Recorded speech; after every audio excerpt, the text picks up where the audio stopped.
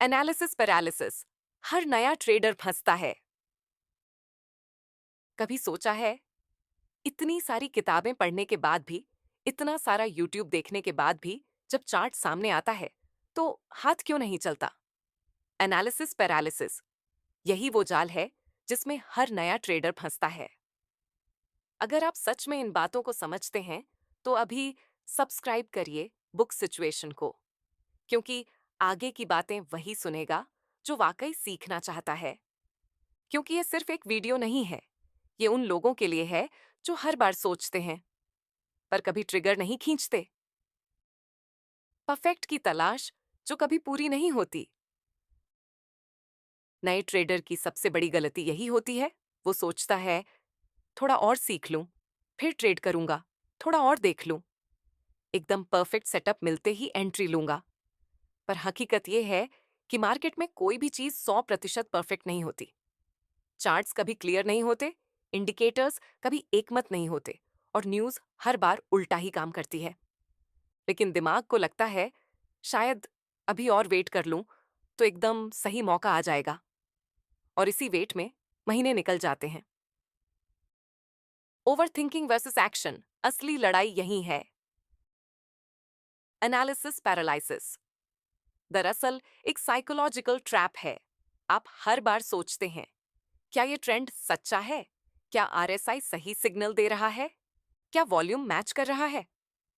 आप सोचते रहते हैं और वही ट्रेडर जिसे आपने गाइडेंस दी थी, वो ट्रेड कर चुका होता है। कभी लॉस, कभी प्रॉफिट, लेकिन वो आगे बढ़ रहा होता है। आप वहीं के वहीं खड़े होते हैं।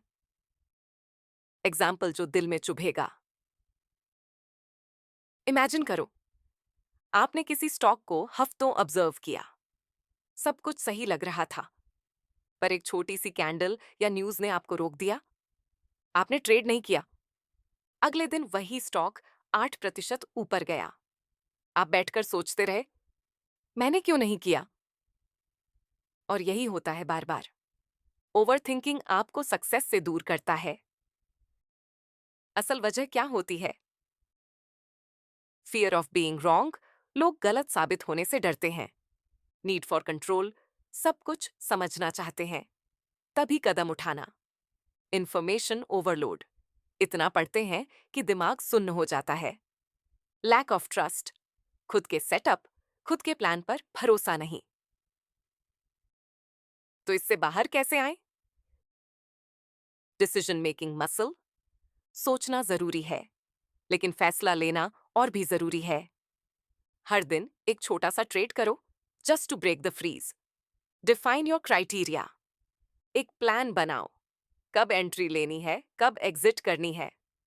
अगर वो क्राइटेरिया मिल जाए तो सोचो मत, ट्रेड करो। एक्सेप्ट इम्परफेक्शन, मार्केट कभी परफेक्ट नहीं होगा और आप भी कभी 100% सही नहीं होंगे, पर आप डिसिप्लिन में रह सकते हो और यही काफी है। सेट टाइम लिमिट, हर एनालिसिस को एक टाइम दो। अगर 10 मिनट में डिसीजन नहीं बन रहा तो छोड़ दो। Don't stay stuck in the loop. जो नहीं निकल पाया इस पैरालाइज से, वो सालों तक ट्रेडर कहलाता है, पर असल में एक भी सीरियस ट्रेड नहीं करता। वो बुक्स का फैन होता है, स्ट्रैटेजीज का जानकार होता है, पर रिजल्ट जीरो। एक ट्रेडर जिसने 50 ट्रेड्स की लर्निंग से सीखा, वो कहीं आगे निकल जाता है। एक ऐसे इंसान से जिसने 500 घंटे यूट्यूब देखे। माइंडसेट शिफ्ट, बस यही चाहिए। Better to make a wrong decision than no decision at all. Market आपको सिखाएगा, पर तभी जब आप उसमें उतरेंगे। एनालिसिस अच्छी बात है, लेकिन एक्शन के बिना ये सिर्फ एक इल्यूजन है। जो ट्रेडर धीरे धीरे डिसीजन लेने की आदत बनाता है, वो ही धीरे धीरे मास्टर बनता है। आग की अंतिम बात, अगर आप भी इस पैरालाइज से जूझ रहे हो तो याद रखो, सोचते रहोगे तो पीछे छूट जाओगे, चलना शुरू करोगे तो रास्ता खुद बन जाएगा। अगर ये बातें आपके ट्रेडिंग जर्नी से जुड़ती हैं तो इस वीडियो को शेयर जरूर करिए, और ऐसे ही सच्चे ट्रेडिंग इनसाइट्स के लिए जुड़े रहिए बुक सिचुएशन से।